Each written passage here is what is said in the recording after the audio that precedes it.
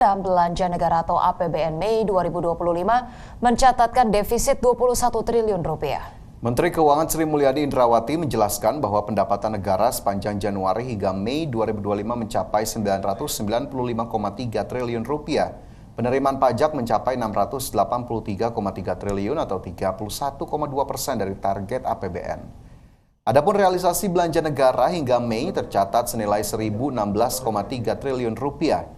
Pengeluaran itu terdiri dari belanja pemerintah pusat senilai 694,2 triliun dan transfer ke daerah senilai 322 triliun rupiah. Nilai belanja yang lebih besar dari pendapatan negara membuat APBN mengalami defisit 21 triliun rupiah. Defisit itu setara dengan 0,09% terhadap produk domestik bruto. Kondisi tersebut berbalik dari APBN April 2025 yang mencatatkan surplus 4,3 triliun rupiah atau 0,02% terhadap PDB. Undang-Undang APBN menetapkan defisit total nanti adalah 616 triliun. Jadi ini 21 triliun masih sangat kecil, tapi kita terus akan memantau perkembangan pelaksanaan APBN. Ya, kita ke informasi lain. Pemirsa, pemerintah sudah memutuskan status kepemilikan 4 provinsi yang belakangan menjadi polemik. Pemerintah menyatakan keempat pulau tersebut diputuskan masuk wilayah administrasi Aceh. Menteri Sekretaris Negara Prasetyo Hadi mengungkapkan keputusan ini diambil setelah pemerintah pusat bertemu langsung Gubernur Aceh Muzakir Manaf dan Gubernur Sumatera Utara Bobi Nasution.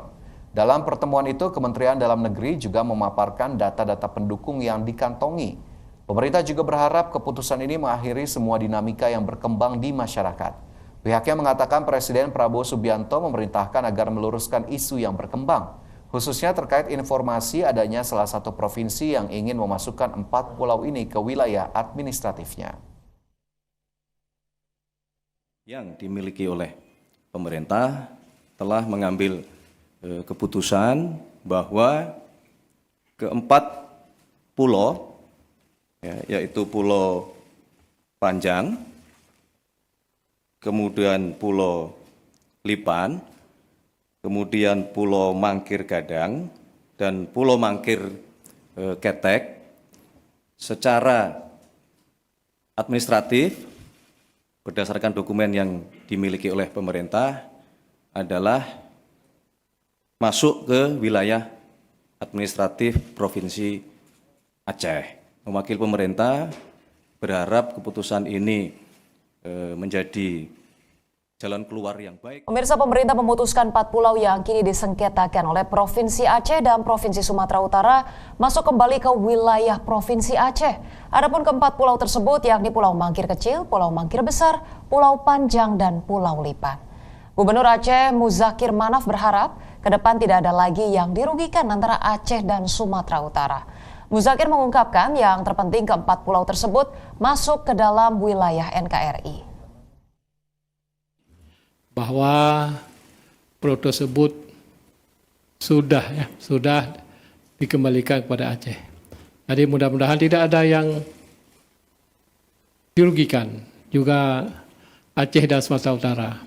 Yang penting pulau tersebut adalah dalam kategori NKRI. Itu mimpi kita semua.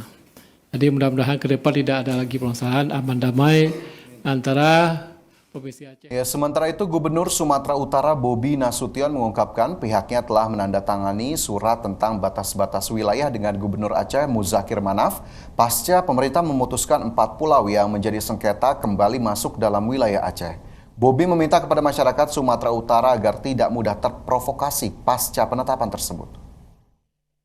Baru hari ini kami, mungkin saya dan Pak Gubernur Aceh, yang hari ini menandatangani surat tentang batas-batas wilayah. Saya minta kepada seluruh masyarakat Sumatera Utara juga tentunya, Aceh adalah wilayah yang bertetangga dengan kita, jangan mau terhasut, jangan mau terbawa gorengan. Oleh karena itu, apapun kondisinya hari ini, untuk seluruh masyarakat Sumatera Utara, kalau ada laporan ke masyarakat Aceh ataupun sejenisnya, saya sebagai Gubernur Sumatera Utara menyampaikan tolong itu diberhentikan karena kesepakatan hari ini bukan hanya tentang Aceh dan Sumatera Utara, tapi untuk bangsa dan negara. Ya, ini yang belakangan kemudian menjadi kontroversi begitu ya. Sayang sekali bahwa masyarakat lokal ini merasa kecewa karena tidak dilibatkan begitu, dan berbagai pandangan politik pun menyatakan ya ini karena tampaknya empat pulau ini punya keuntungan yang luar biasa gitu ya secara eksplorasi dari hal ekonomi, punya eksplorasi migas yang bisa keuntungannya sangat besar begitu. Orang bilang kalau misalnya nggak ada keuntungan ekonominya kayaknya sah-sah aja gitu, siapa yang klaim. Nggak usah diperebutin gitu ya. Nah, ini berarti setelah putusan dari pemerintah bahwa 4 pulau tersebut masuk kembali ke wilayah Aceh, adalah yang kita tunggu bagaimana kemudian pemanfaatannya, pengelolaannya,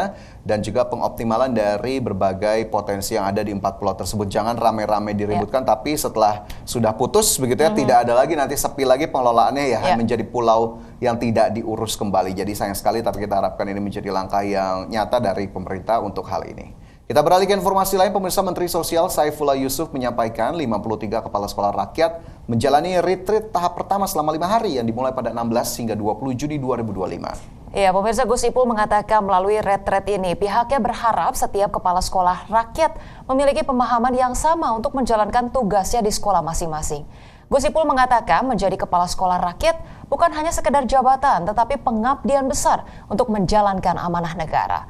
Menurut Gus Ipul, membangun sekolah rakyat adalah membangun peradaban untuk bertransformasi menuju Indonesia Emas 2045. Ya, tidak ada permintaan secara khusus dari Bapak Presiden, tapi kita menyadari betapa pentingnya ya memberikan pemahaman yang utuh tentang sekolah rakyat ini kepada para kepala sekolah yang sudah terpilih melalui proses dan mekanisme yang telah dibuat.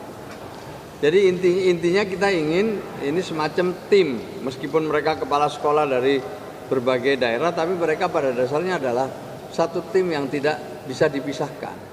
Pemirsa, sebanyak 12 warga negara Indonesia mengalami luka ringan dalam kecelakaan balon udara di Provinsi Aksaray, Turki. Insiden ini juga menewaskan 1 orang pilot berkewarganegaraan Turki. Kecelakaan balon udara terjadi di Provinsi Aksaray, Turki Minggu pagi waktu setempat yang mengangkut total 19 warga negara Indonesia. Insiden tragis ini menyebabkan 1 korban jiwa, seorang pilot warga negara Turki, sementara 12 WNI dilaporkan mengalami luka ringan. Kementerian Luar Negeri menyatakan kecelakaan terjadi akibat perubahan arah angin secara mendadak saat balon berada di udara. Direktur Perlindungan WNI Kementerian Luar Negeri Juda Nugraha menyampaikan seluruh korban luka telah mendapatkan perawatan di rumah sakit setempat dan kondisinya kini membaik. Balon yang digunakan diketahui membawa 19 wisatawan asal Indonesia sebelum mengalami gangguan cuaca di ketinggian. Perubahan arah angin secara mendadak menjadi penyebab utama kecelakaan yang merenggut nyawa sang pilot Turki itu. Adapun KBRI Ankara langsung turun tangan dengan berkoordinasi bersama otoritas Turki untuk memberikan perlindungan dan pendampingan bagi para WNI terdampak. Seluruh korban luka saat ini telah dipulangkan dari rumah sakit dan tengah dalam perjalanan menuju Istanbul. Mereka jadwalkan kembali ke Indonesia pada malam hari waktu setempat. Berbagai sumber ada Channel.